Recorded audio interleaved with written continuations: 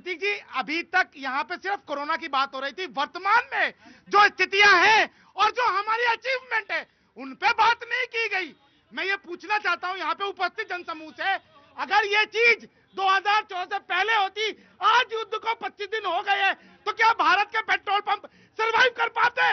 नहीं, ये तैयारी के कारण हुआ है। एक और चीज मैं बताना चाहता हूँ प्रतीक जी, ये इतनी सारी बातें कर रहे थे, इनसे पूछिए इन्होंने कितने बाजार की व्यवस्था की थी?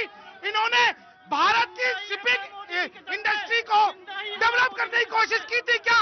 ये 27 देशों से केवल सामान मंगवाते थे, ये पेट्रोलियम।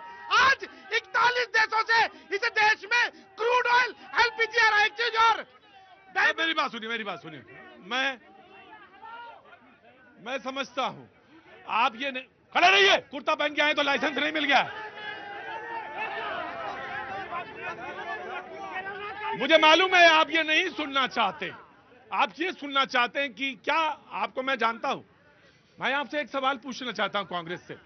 आप मुझे बताइए 2009 में आपने ईरान, पाकिस्तान और इंडिया के बीच में जो गैस लाइन आनी थी वो 2009 में अब्रप्टली क्यों बंद कर दी? मुझे बताइए, आज वो गैस लाइन क्यों बंद हुई? इसका जवाब दीजिए।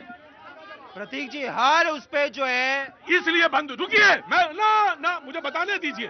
वो बंद इसलिए हुई थी भाई साहब क्योंकि प्रेशर था किसी एक कंट्री का।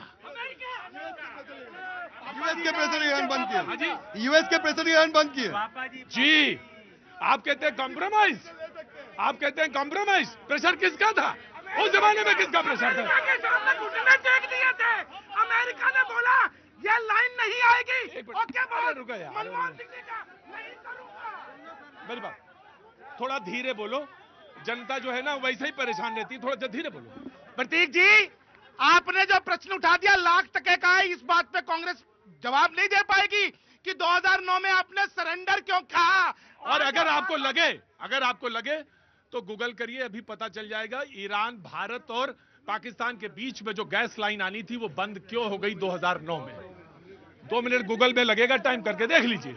और मैं आपको बताऊं, यदि वो gas line, sir no, discipline is discipline नहीं, आप जो पूछना चाहेंगे मैं सुन लूंगा। यदि वो गैस लाइन आज भारत के अंदर होती तो आज भारत के अंदर जो ये एलपीजी के रेट्स है ये भी आधे रह जाते, क्योंकि ट्रांसपोर्टेशन कॉस्ट खत्म हो जाती, उसके अलावा काला बाजारी खत्म हो जाती और विदेशी प्रेशर खत्म हो जाता। लेकिन इन लोगों ने अमेरिका के सामने ये घुटने यूं टेक दिए थे, भारत की अस्मिता को जमीन पे ला दिया था। प्रतीक जी, ऐसा सरेंडर हमने ऐसा सरेंडर किया कि हमने यूएस को बार बार जो है उसको क्रिटिसाइज करने से हम लोग घबराए नहीं। ऐसा सरेंडर हमने किया कि, सुन लीजिए, ऐसा सरेंडर किया कि इंदिरा गांधी जी के समय पे जब अमेरिका ने अपना 7वां बेड़ा भेज दिया, हम डरे नहीं और बांग्लादेश का निर्माण कर दिया। तो ये सरेंडर अगर कहते हैं तो ऐसा सरेंडर में हमें कोई प्रॉब्लम नहीं। लेकिन एक सेकंड में, आप बार बार कॉम्प्रोमाइज वर्ड यूज करते हैं। चलिए, उसी पे ये सवाल था, पाइपलाइन उसी का सवाल था ये। लेकिन हम लोग कॉम्प्रोमाइज की, अभी आप जो बात कर रहे थे, बोलने दो भाई, बोलने दो, ये गलत बात है। नहीं, आपके बीच में नहीं बोलो ना। नहीं बोले, तुम इधर आके बोलो। मैं कह रहा हूं, देखो अभी आपने यहाँ पे कॉम्प्रोमाइज वाले शब्द पे कहा। मोदी जी ने पूरा 2024 का लोकसभा चुनाव में अपना ड्रीम प्रोजेक्ट के नाम से जगह जगह पे जो है अपना बाइट दिया कि चाहबर पोर्ट मेरा जो ड्रीम प्रोजेक्ट है। आपने अभी जो है अमेरिका के दबाव में आके आपने कितना बजट एलोकेट किया 2024 में? 0। आपने चाहबरा पोर्ट के लिए आपने बंद कर दिया अमेरिका के दबाव में। हम क्या सवाल नहीं पूछेंगे, लेकिन एक चीज मैं कहना चाहूंगा, मैं काफी टाइम से कहना चाह रहा था। 2009 में आप उसी सवाल का जवाब आप अलग से दे रहे हैं।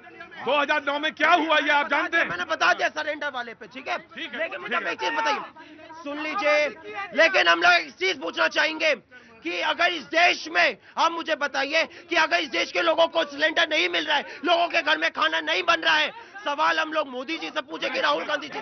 मुझे एक चीज बताइए,